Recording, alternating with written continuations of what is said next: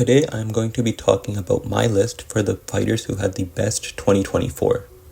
Now let me just clarify before I get into the list of the best fighters, it's not the pound for pound best fighters list. Sure, there's going to be some fighters on the list that are in the pound for pound best, but this list is just about the ones who had a really good 2024. It doesn't mean they'll ever become champion, but they had a great year. Kind of like Kevin Holland in 2020, for example. I'm going to start off with the man we just saw fight, Joaquin Buckley. Buckley is 4-0 in 2024 with wins over Luque, Ruzi Boyev, Wonderboy, and now Kobe Covington. I think it was huge for him to be the main event of the last fight card of the year, and just to be on that crazy card that had knockouts and amazing fights all over it. Buckley changed the narrative on what people think of him as a fighter. I mean, how many people thought that at the beginning of 2024, that by the end of the year, he would be in the title picture? I would imagine his next fight is going to be for the number one contender spot. Shavkat and Bilal are going to fight next for the title, obviously. And if Buckley wins his next fight, whoever that's against, whether it's Usman, Leon, Gary, I would imagine it's for a title shot.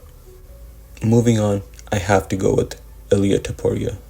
I mean, he knocked out Volkanovski and Max Holloway in back-to-back fights. Like, what more can I really say?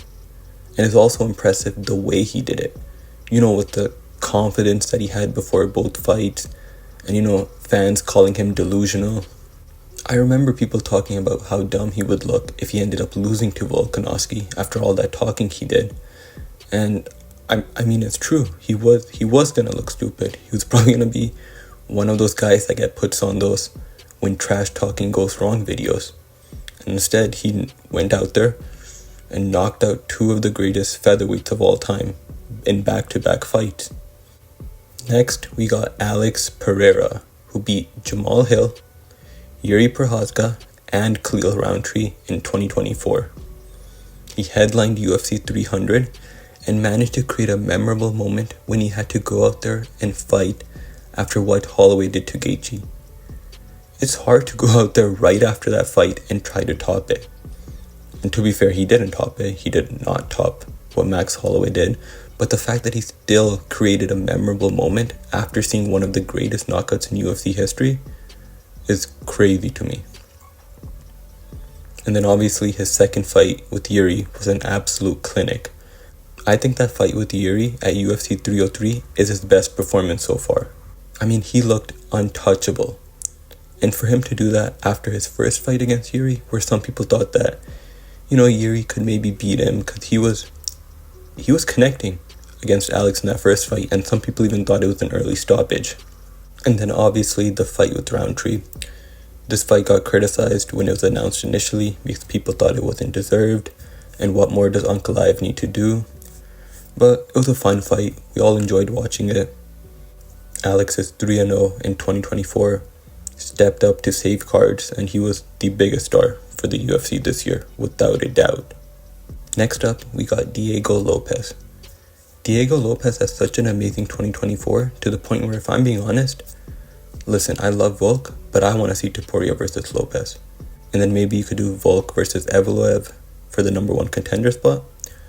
But Lopez has wins over Sodiq Yusuff, Dan Ige, and Brian Ortega. Not only is he winning, but his fighting style is what got him so many fans. The way Ilia talks, I don't know how many fights he has left at featherweight before he goes up to lightweight, or how many fights he has left just in general. So I want to see him fight some fresh faces. So make this fight happen, Dana. Another fighter that had a great 2024 is Moicano. Manny Moicano had a great year, beating Drew Dober, Jalen Turner, and Benoit Saint-Denis. He's changed the narrative on what people think of him as a fighter. I think somewhat similar to Buckley.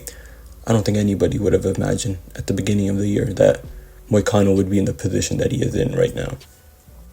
Moving on, let's talk about Dricus Du Plessis.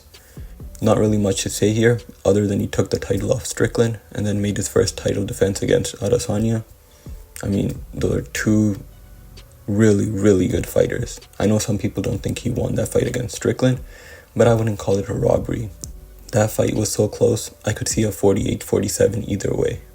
Both his fights felt like big moments in the UFC, And I do think that this year was lacking some of that big fight week feeling you get, but both his fights generated hype for me. The next fighter on this list is Anthony Hernandez. Hernandez has looked great in his 2 victories this year.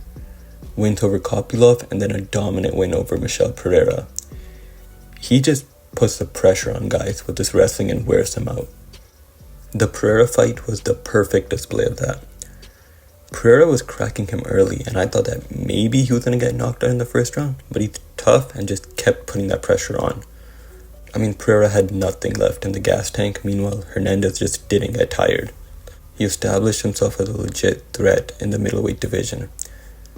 Now the 2 guys he beat aren't exactly the best grapplers, to be honest, but the top 10 of the middleweight division does have some really good grapplers, so I think we'll get our answer in 2025 to how good Hernandez really is, but there's no denying his great 2024.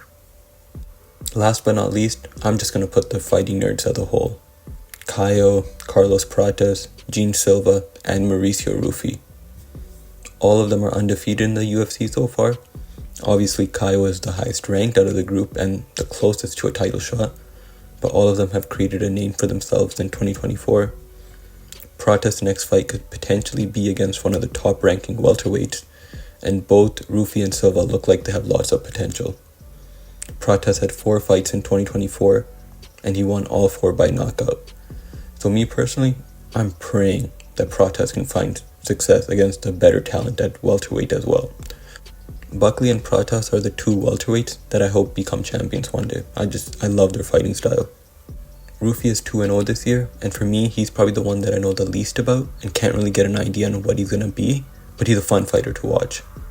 Silva is 3-0 this year, winning all fights by knockout. One of those wins is also against Drew Dober.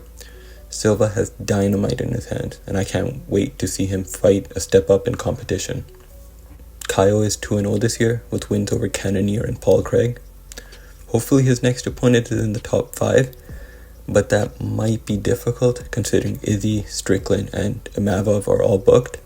Hamza's probably going to sit and wait for his title shot, and Whitaker probably won't fight for a little bit. That's going to be it for today's video.